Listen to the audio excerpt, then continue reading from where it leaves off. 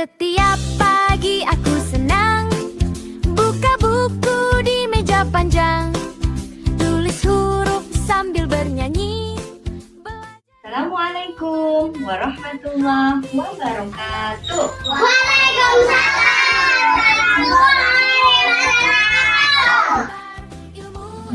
Hari ini kita akan mendengarkan cerita mengenai kisah Gemi dan Gilang. Tema hari ini adalah gemar belajar seperti buku yang ibu sedang pegang saat ini. Nah, di satu rumah ada seorang kakak dan adik. Kakaknya bernama Gemi, adiknya bernama Gilang. Kak Gemi senang sekali belajar. Kak Gemi ini pintar, tetapi adik Gilang ini senangnya bermain mobil-mobilan.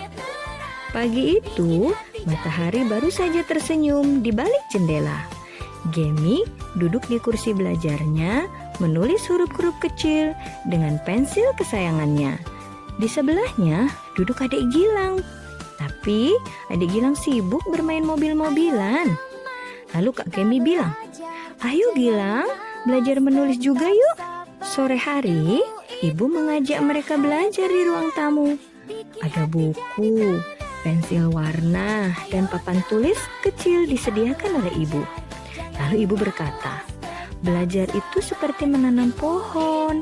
Kalau rajin, nanti buahnya banyak dan manis." Dan mereka mendengarkan dengan baik nasihat ibu. Keesokan harinya, ibu memberi tugas menulis huruf A sampai E kepada mereka. Gemi menulis dengan rapi, tetapi Gilang menulis A lalu menyerah. Terus kata Gilang, "Sudah ya Bu, aku lelah." Pada malam harinya, Gemi membuat kartu huruf berwarna dan mengajak adik Gilang bermain tebak huruf. Nah, ide Kak Gemi ini sangat bagus ya, supaya adik Gilang ini mau belajar. Terus kata Kak Gemi apa? "Kita main tebak huruf yuk Dek." Wah, adik Gilang senang sekali tuh bermain sambil belajar. Namun, suatu hari Gilang malas lagi. Ia berkata, "Kak Gemi kan sudah pintar, aku tidak perlu belajar." Lalu Kak Gemi terdiam.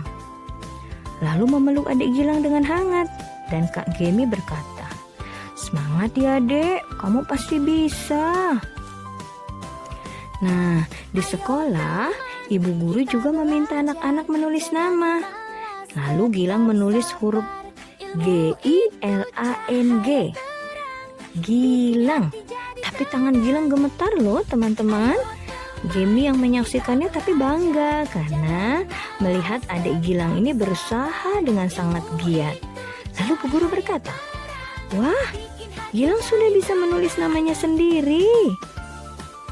Gemi dan Gilang itu tahu kalau belajar itu bukan untuk orang lain, tetapi untuk membuat diri kita itu tumbuh menjadi lebih baik setiap hari. Dan ibu juga memberi nasihat kalau orang yang rajin belajar itu dapat membuat hati senang dan masa depannya menjadi cemerlang.